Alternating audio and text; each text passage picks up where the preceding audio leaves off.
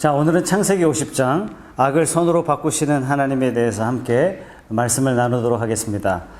창세기 1장부터 시작해서 벌써 창세기 50장까지 오게 되었는데, 창세기의 거대한 역사를 통해서 하나님께서 우리에게 무엇을 말씀하시고 말씀하신 그것을 따라 우리가 나아간다면 우리가 상상할 수 없는 희망과 용기와 은혜를 저와 여러분들에게 주실 줄로 믿습니다. 오늘 창세기 50장 마지막 장인데요. 오늘 창세기 50장은 야곱의 장래와 요셉의 입관으로 끝을 맺고 있습니다. 이렇게 끝맺으면서 이제 출애굽기로 연결이 되면서 출애굽기 13장에 모세가 요셉의 해골을 들고 출애굽의 여정을 시작하게 되죠. 야곱의 장래는 그의 유언 그대로 13절에서 이렇게 말씀하고 있습니다. 그를 가나안 땅으로 메어다가 마므레 앞 막벨라 밧굴에 장사하였으니 이는 아브라함이 헷족 속 에브론에게 밭과 함께 사서 매장지를 삼은 곳이더라. 반면에 요셉의 장래에 대해서는 입간만 했더라 라고 그렇게 성경이 맞춰지고 있습니다. 마치 장래가 완성되지 않고 뭔가 미결의 상태로 내버려진 상태에서 창세기가 맞춰지고 있는데, 이것은 창세기가 끝이 아니라 새로운 출애굽의 시작이다 라는 상징적인 메시지를 담고 있는 거죠. 자, 그러면 우리 창세기 50장 1절부터 함께 말씀을 살펴보겠습니다. 자, 1절 2절 말씀에 요셉이 그의 아버지 얼굴에 굽으려 울며 입맞추고 그 수종드는 의원에게 명하여 아버지의 몸을 향으로 처리하게 하며 의원이 이스라엘에게 그대로 하였더라. 이렇게 말씀하고 있습니다. 요셉이 아버지 장례를 장례 절차 그대로 집행하고 있죠. 자, 10절 말씀에 보면 그들이 요단강 건너편 아닷 타작마당에 이르러 거기서 크게 울고 애통하며 요셉이 아버지를 위하여 7일 동안 애곡하였더라. 도대체 요단강 건너편 아닷 타작마당이 어떤 곳이기 때문에 요셉이 아버지를 위해서 7일 동안 애곡했을까요? 이 장소의 의미는 뭐냐면, 자, 이 장소는요 46장 1절의 말씀을 한번 살펴보겠습니다. 자, 46장 1절의 말씀에 이스라엘이 모든 소유를 이끌고 떠나 부엘사바에 이르러 그의 아버지 이삭의 하나님께 희생제사를 드리니 라고 말씀하고 있는데요. 오늘 50장 10절에 나오는 아닷 타작마당은 어떤 곳이냐면 야곱이 씨름하던 곳이고 야곱이 이스라엘이라고 이름을 받은 곳이고, 이러한 것들을 야곱이 하나님을 만난 것을 기념하면서 하나님께서 야곱의 인생을 함께 하셨고 동행하셨고 지키셨음을 생각할 때 아들 요셉이 눈물을 흘리며 하나님 앞에 감사하며 감격하며 예배드린 장소가 바로 7일간 애곡했다라는 그런 말씀으로 해석할 수 있겠습니다. 13절 말씀에 그를 가나안 땅으로 메어다가 마므레 앞 막벨라 밧굴에 장사하였으니 이는 아브라함이 헷족 속 에브론에게 밭과 함께 사서 매장지를 삼은 곳이더라. 이렇게 나오고 있습니다. 야곱에게 있어서 유언과 장례는 무엇인지 여러분 기억하고 계십니까? 하나님의 언약을 믿고 죽었다는 의미가 되는 것입니다. 야곱이 내가 죽거든 나중에 막벨라 밧굴에 장사하라. 야곱이 가나안 땅으로 내 시신을 가져다가 막벨라 밧굴에 나를 장사하라. 이 말은 뭐냐면 하나님이 장차 그의 후손들에게 가나안 땅을 주시겠다는 하나님의 거룩하신 약속을 야곱이 믿고 죽었다는 의미가 되는 것입니다. 뿐만 아니라 자기 후손들에게 내 시체를 메어다가 막벨라 밧굴에 장사하라. 이 의미는 너희도 이 신실하신 하나님의 언약을 믿고 따라가라 라는 상징적인 메시지가 담겨 있는 것이 바로 야곱의 매장지라고 할 수 있겠습니다. 막벨라 굴에 장례 지내는 것은 나의 하나님은 언약의 하나님이시오, 우리 인간은 그저 하나님께서 약속하신 그 말씀을 따라 나아가는 믿음으로 응답할 수밖에 없는 하나님의 백성이다 라는 신앙의 고백이 담겨 있는 것이 매장지라고 말씀드릴 수 있겠습니다. 자, 이어서 15절 말씀으로 넘어가면은, 자, 이어서 두 번째 문단으로 한번 넘어가 보겠습니다. 우리 1절부터 14절까지가 야곱의 장래에 관한 말씀이 나오고 15절부터 맨 마지막까지 말씀이 요셉이 이런 고백을 해요. 내가 하나님을 대신하리까. 자, 무엇을 대신해야 되는지, 무엇을 대신하도록 요구받았는지 함께 말씀을 한번 살펴보도록 하겠습니다. 15절 말씀, 요셉의 형제들이 그들의 아버지가 죽었음을 보고 말하되 요셉이 혹시 우리를 미워하여 우리가 그에게 행한 모든 악을 다 갚지나 아니할까 하고, 드디어 야곱이 죽게 되죠. 야곱이 죽게 되자 요셉의 형제들이 두려워 떨기 시작합니다. 왜냐? 자기들 손으로 요셉을 죽였기 때문이에요. 이미 시간이 그토록 오래 지났음에도 불구하고 형들이 요셉을 판 지가 요셉이 17살에 팔려왔고 30살에 총리가 되었으니까 13년이 지났죠. 야곱이 애굽에 내려와서 17년을 지냈으니까 무려 30년이 지났음에도 불구하고 30년 지난 세월 동안에 요셉의 형제들은 그 마음속에 내가 동생들을 죽였다, 우리가 동생들을 죽였다라는 깊은 자책과 죄책감 속에서 30년을 보냈다는 사실이에요. 아버지가 죽자 이런 고백을 해요. 이제 드디어 요셉이 우리를 향해서 원수를 갚을 거야 라고 두려운 마음이 들기 시작했던 거예요. 16절 말씀에 요셉에게 말을 전하여 이르되 당신의 아버지가 돌아가시기 전에 명령하여 이르시기를 너희는 이같이 요셉에게 이르라 내 형들이 내게 악을 행하였을지라도 이제 바라건대 그들의 허물과 죄를 용서하라 하셨나니 당신 아버지의 하나님의 종들인 우리 죄를 이제 용서하소서 하매 요셉이 그들이 그에게 하는 말을 들을 때 울었더라. 아마도 요셉의 형들이 사람을 보내서 요셉에게 아버지가 살아 계실 때에 너의 형제들을 용서하라 라고 말씀하셨으니 아버지의 말씀대로 형제들을 용서해 주시기 바랍니다 라고 대사를 보냈던 것 같습니다. 그런데 문제는 이 말을 듣고 요셉이 울었더라 라고 17절은 기록하고 있습니다. 여러분 왜 울었을까요? 창세기에 보면 요셉이 울었더라 라는 표현이 그전에도 한번 나옵니다. 막내 베냐민을 영원한 종으로 삼겠다 그랬을 때 유다가 앞장서서 내가 대신하겠습니다.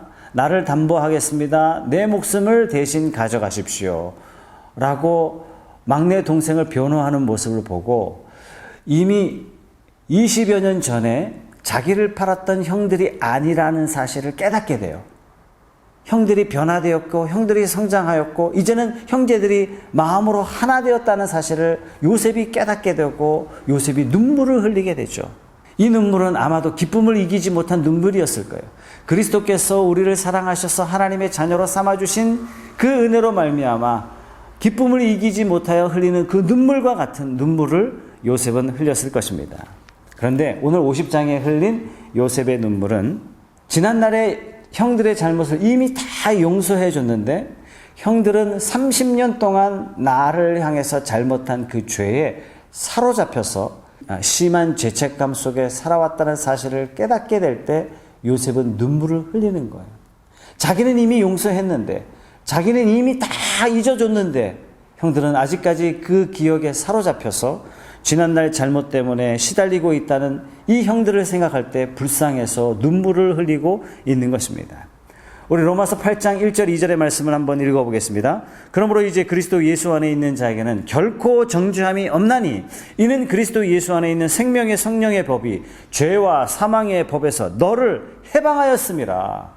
이것이 저와 여러분들에게 주신 하나님의 말씀인 줄로 믿습니다. 간혹 어떤 성도들이 이런 이야기를 해요. 하나님이 과연 내 죄를 용서해 주실까요? 몇 가지 잘못을 저지르고 있는 거죠. 하나님의 심판을 자기의 기준으로 생각하고 있는 거예요. 자기가 생각할 때 이런 칠흑 같은 죄를 과연 하나님이 용서해 주시겠냐 이거예요. 나 같으면 용서하지 않겠는데. 또 하나의 잘못은 뭐냐면 그리스도의 보혈의 십자가가 얼마나 놀랍고 위대한지 그는 깨닫지 못하고 있는 겁니다. 다시 말해서 그 사람은 십자가를 만나지 못한 사람이라고 말씀드릴 수 있는 것입니다. 우리가 흔하게 실수할 수 있는 것 중에 하나입니다.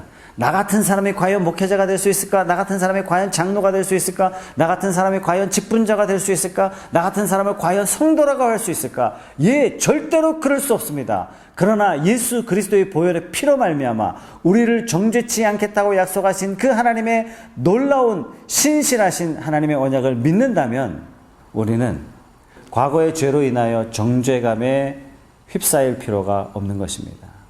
사랑하는 여러분, 저와 여러분의 모든 죄를 주님께서 다 용서해 주신 줄로 믿습니다.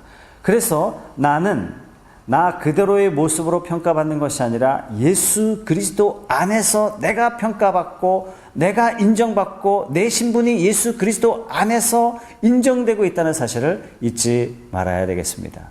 이것이 믿음입니다. 우리 다시 한번 로마서 8장 1절 2절의 말씀을 한번 읽어보겠습니다. 그러므로 이제 그리스도 예수 안에 있는 자에게는 결코 정죄함이 없나니 이는 그리스도 예수 안에 있는 생명의 성령의 법이 죄와 사망의 법에서 너를 해방하였습니다.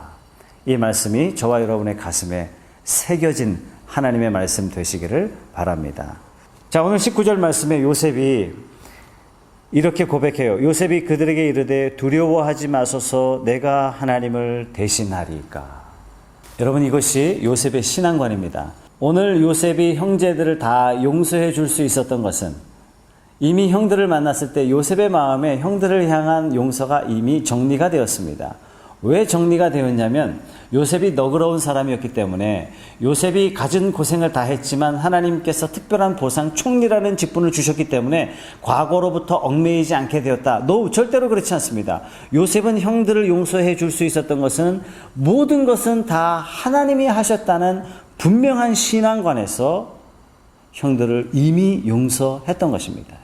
요셉의 아버지 야곱, 야곱의 아버지 이삭, 이삭의 아버지 아브라함, 믿음의 족장들이 소개되고 있는데 믿음의 족장들에게는 하나님께서 여러 번 나타나셔서 말씀하시고 여러 번 경고하시고 여러 번 언약의 말씀을 선포하시기도 하셨지만 놀랍게도 요셉에게는 단 한 번도 하나님이 나타나셔서 이런 말씀을 하셨다, 이런 위로를 하셨다, 이런 사인을 보내주셨다라는 말씀이 단 한 군데도 없습니다. 그럼에도 불구하고 요셉은 하나님이 늘 함께 하심을 철저하게 믿고 하나님을 단 한 번도 의심해 본 적이 없이 하나님 앞에 인생을 통과합니다. 그러니까 요셉의 인생을 통해서 하나님의 주권, 하나님 중심 사상으로 철저하게 무장되어 있다는 사실을 성경 말씀을 통해서 우리는 확인할 수 있어요. 요셉은 사실상 인생의 어렵고 힘든 문제들을 여러 번 만났음에도 불구하고 단 한 번도 불평이나 불만을 찾아볼 수 없었다는 것은 그 역경 속에서도 하나님이 요셉과 함께 하심을 요셉이 믿고 믿음으로 반응했다. 내 삶에 주어진 어떠한 질고, 내 삶에 주어진 어떠한 고통, 고난, 모든 것은 다 하나님 손안에 있다라는 사실을 요셉이 믿음으로 고백합니다. 우리 창세기 45장 5절에서 8절까지 말씀을 제가 읽어드리겠습니다. 당신들이 나를 이곳에 팔았다고 해서 근심하지 마소서, 한탄하지 마소서. 하나님이 생명을 구원하시려고 나를 당신들보다 먼저 보내셨나니 이 땅에 2년 동안 흉년이 들었으나 아직 5년은 밭갈이도 못하고 추수도 못할지라 하나님이 큰 구원으로 당신들의 생명을 보존하고 당신들의 후손을 세상에 두시려고 나를 당신들보다 먼저 보내셨나니 그런즉 나를 이리로 보낸 이는 당신들이 아니요 하나님이시라. 하나님이 나를 바로에게 아버지로 삼으시고 그 온 집의 주로 삼으시며 애굽 온 땅의 통치자로 삼으셨나니 라고 고백하고 있습니다. 여러분, 이 짧은 4절의 말씀 속에 창세기 전체의 주제가 다 들어있어요. 생명, 구원, 후손, 보존. 하나님께서 끊임없이 아브라함에게 약속하셨고 끊임없이 이삭에게 약속하셨고 사라에게도 약속해 주셨고 야곱에게도 약속해 주셨던 하나님이 너희들을 왜 세상 가운데 바벨탑으로 말미암아 흩어진 세상 가운데 너희들을 따로 부르셨는지 하나님께서 에덴 동산에 쫓겨난 아담과 하와에게 특별히 부르시고 여자의 후손을 통해서 뱀의 머리를 밟을 것이라는 하나님의 약속의 말씀이 어떻게 선포되었는지 어떠한 근간과 어떠한 맥락 속에서 하나님이 이들을 부르시고 축복하시는지 그 핵심적인 단어 생명, 구원, 후손, 보존 이 중요한 단어들이 요셉의 고백을 통해서 선포되고 있다는 얘기예요. 그러니까 요셉은요, 하나님께서 창세기에서 우리의 선조들을 부르시고, 우리를 특별히 구별하시고, 우리를 고난받게 하시고, 우리를 구원하기도 하시고, 우리를 인도하실 가나안 땅에서 정작 하나님께서 이루시고자 하시는 하나님의 원대한 계획과 비전을 요셉은 바라보고 있는 것이에요. 그렇기 때문에 자기 인생의 가해자였던 형들에 대해서 이것은 다 하나님이 하신 것입니다. 인간적인 오해와 인간적인 원망과 시기와 질투 가운데서 해석될 문제가 아니었습니다. 이것은 다 하나님의 섭리였습니다. 이것이 바로 요셉의 고백이었던 것입니다. 그래서 이렇게 고백해요. 내가 하나님을 대신할 수 있겠습니까? 사랑하는 여러분, 저와 여러분의 고백이 우리 일생의 고백이 이 고백이 되기를 주님의 이름으로 축복합니다. 사실 우리가 살다 보면 오해도 받기도 하고 상처를 받기도 하고 심한 인생의 손해를 경험하기도 하고 때로는 죽고 싶을 만큼 우리가 좌절의 인생을 경험할 수도 있습니다. 그러나 이것은 내가 부모를 잘못 만나서, 내가 선생을 잘못 만나서, 내가 친구를 잘못 만나서, 혹은 내가 비즈니스 파트너를 잘못 만나서 그런 것이 아니라 하나님의 특별한 섭리 가운데 저와 여러분이 때로는 고난받기도 하고, 때로는 하나님의 놀라운 상상할 수 없는 축복의 반열에 서기도 하고, 기쁨에 서기도 하고, 슬픔에 서기도 하고, 이 모든 것의 주관자는 오직 하나님이심을 믿음으로 고백하는 저와 여러분이 되시기를 주님의 이름으로 축복합니다. 요셉 이전의 사람들은요, 얼마나 하나님을 대신해서 자기가 하나님의 뜻을 이루려고 했는지 모릅니다. 아브라함 보세요. 너희 후손을 통해서 내가 천하 만민이 복을 받게 하리라. 자기가 자식을 낳을 수 없다고 스스로 판단하자, 아내도 후손을 내릴 수 없다고 스스로 판단하자 몸종을 들여요. 사라가 하나님을 대신합니다. 아브라함도 하나님을 대신합니다. 여러분, 이삭을 보세요. 그리고 야곱을 보세요. 리브가를 보세요. 하나님을 대신하여 뜻을 이루려다가 야곱은 아버지와 어머니와 형과 20년간 생이별해야 되는 고통과 좌절의 시간을 겪을 수밖에 없었습니다.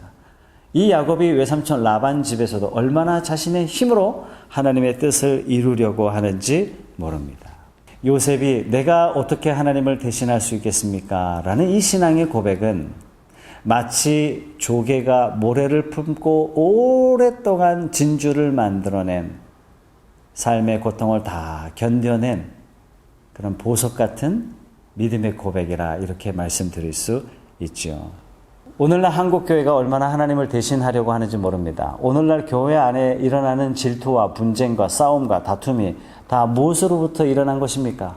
모두가 다 하나님을 대신하려고 하는 데서 나타난 현상이 아닐까요? 우리 한번 생각해 볼 필요가 있겠습니다. 뿐만 아니라 오늘 요셉은 이런 고백을 해요. 악을 선으로 바꾸시는 하나님이라고 믿음으로 고백하고 있습니다. 20절 말씀 같이 읽어보겠습니다. 당신들은 나를 해하려 하였으나 하나님은 그것을 선으로 바꾸사 오늘과 같이 많은 백성의 생명을 구원하게 하시려 하셨나니 당신들은 두려워하지 마소서. 내가 당신들과 당신들의 자녀들을 기르리다 하고 그들을 간곡한 말로 위로하였더라. 하나님을 대신할 수 없는 성도는 내 삶의 악을 선으로 바꾸시는 하나님이라고 믿는 사람이기 때문에 가능한 것입니다.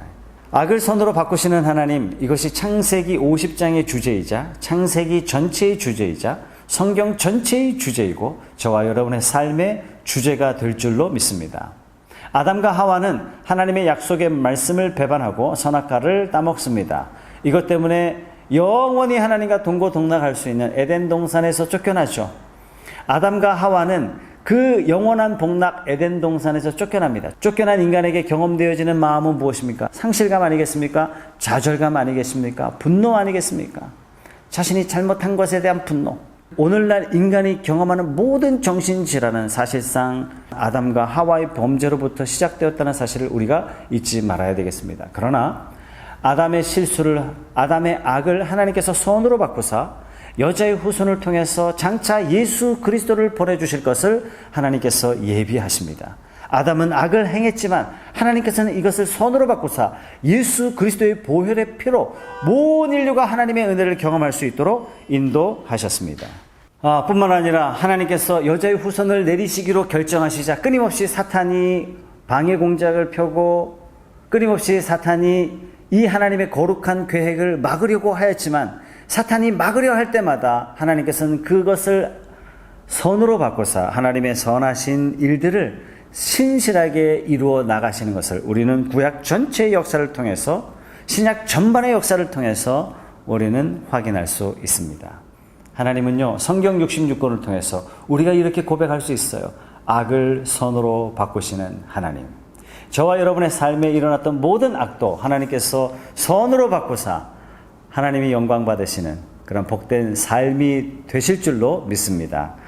성경 여러 군데서 우리는 찾을 수 있어요. 가인은 아벨을 돌로 쳐 죽였습니다. 하나님께서는 이 악을 선으로 바꾸사 하나님께서 셋을 주심으로 선으로 바꿔주셨습니다.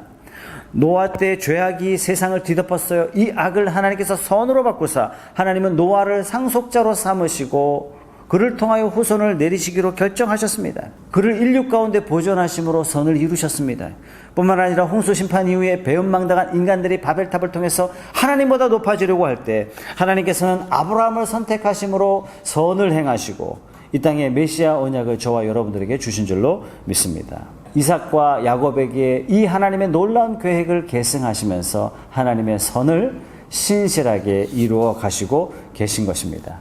이 거대한 역사를 봤을 때 바울이 이런 고백을 하는 거예요. 로마서 8장 28절의 말씀, 우리가 알거니와 하나님을 사랑하는 자 곧 그 뜻대로 부르심을 입은 자들에게는 모든 것이 합력하여 선을 이루느니라. 처음에 아담과 하와에게 생육하고 번성하여 땅에 충만하라 복을 주셨던 그 하나님께서 또다시 노아에게 생육하고 번성하여 땅에 충만하라 라고 복을 이어주십니다. 이 축복이 아브라함에게 내려오죠. 내가 네게 큰 복을 주고 내 씨로 크게 성하여 하늘과 별과 바닷가의 모래와 같게 하리라 이렇게 말씀하시면서 그 축복을 이어주십니다. 궁극적으로 한 알의 밀이 땅에 떨어져 죽으심으로 많은 열매를 맺는 예수 그리스도의 충만하신 은혜를 저와 여러분들이 공급받을 수 있도록 이 땅을 축복하셨습니다.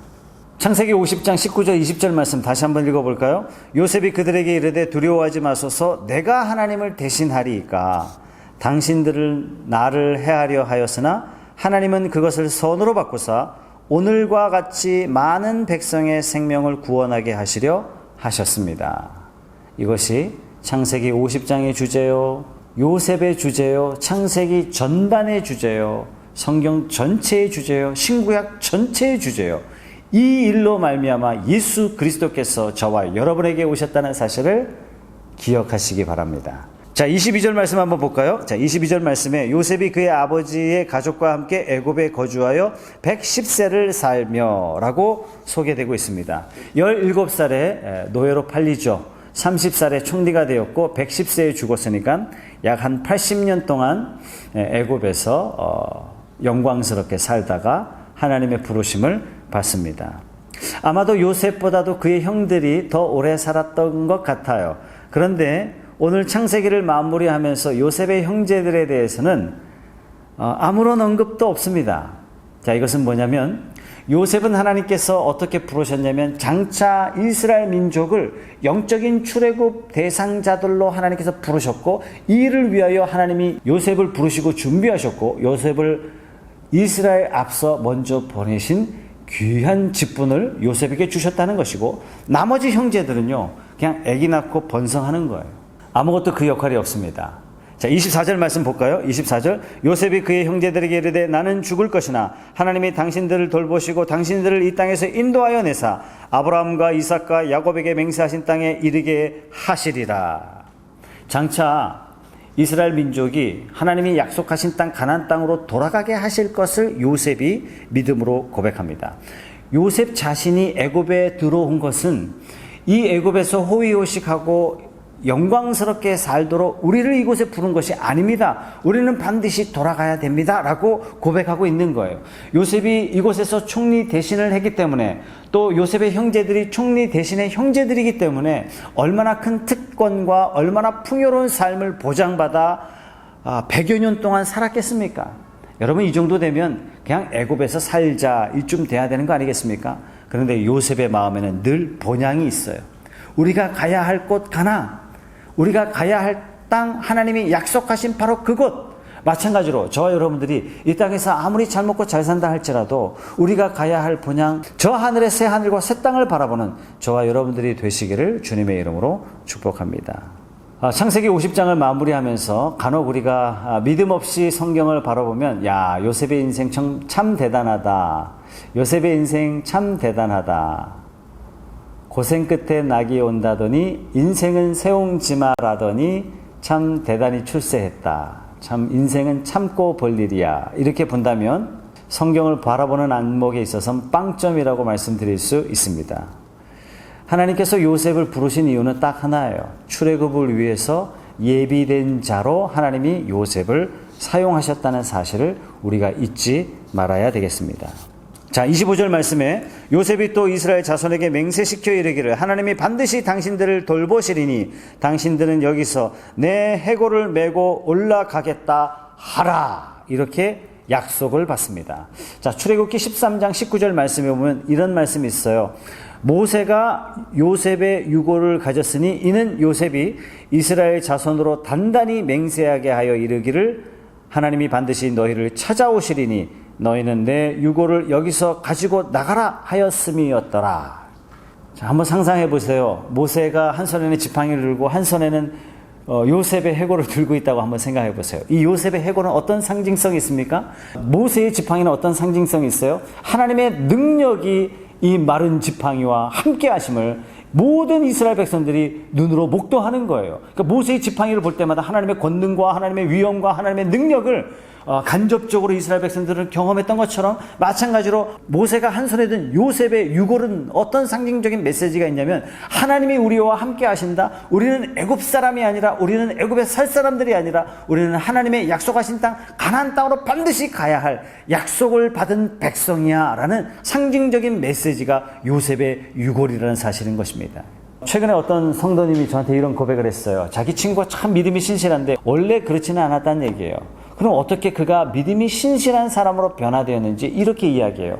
할머니가 오랫동안 교회를 다니셨는데 온 가족은 반면에 교회를 다니지 않았지만 할머니가 돌아가실 때 유언을 어떻게 말씀하셨냐면 모든 사람들이 다 교회 나가 예수를 믿어라. 그때부터 자기 청소년 때 그 친구가 완전히 변화되어서 신실한 믿음의 사람이 됐다는 얘기예요. 얼마나 지금도 뜨거운 신앙을 가지고 있는지 모릅니다. 이렇게 고백하고 있는 겁니다. 이 유언의 메시지 한마디가요, 사람을 바꾼 거예요. 마찬가지로 요셉이 가족들에게 던진 이 유언의 메시지 때문에 200만 명의 이스라엘 백성들이 요셉의 유고를 볼 때 우리가 살아야 할 곳은 애굽 땅이 아니라 저 가나안 땅이라는 사실을 믿음으로 고백하고 척박한 땅 가나안 땅을 걸어가기로 믿음으로 결단하는 것입니다. 다시 말해서 요셉의 유골은 창세기와 출애굽기를 연결하는 하나의 연결고리 같은 역할을 했던 것이 바로 요셉의 유골이라 해골이라 이렇게 말씀드릴 수 있겠습니다. 창세기 50장 이렇게 해서 대단원의 막을 내리면서 이제 출애굽기로 넘어가게 됩니다. 다시 한번 정리하겠습니다. 창세기의 핵심 중에 핵심, 창세기의 주제는 요셉에게 와서 그 주제가 밝혀지죠. 하나님은 선하시고 하나님은 신실하시다.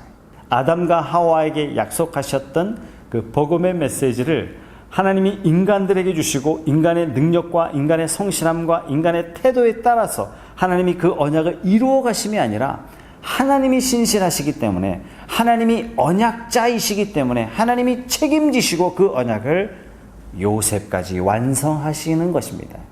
요셉까지 완성하신 그 하나님께서 장차 예수 그리스도까지 완성하시고 예수 그리스도를 믿는 저와 여러분들을 장차 예수께서 다시 오마 약속하셨던 그 자리까지 저와 여러분들을 신실하게 이끌어 가실 것을 성령께서 저희를 도우사 이끌어 가실 것을 여러분 믿음으로 고백하시기 바랍니다.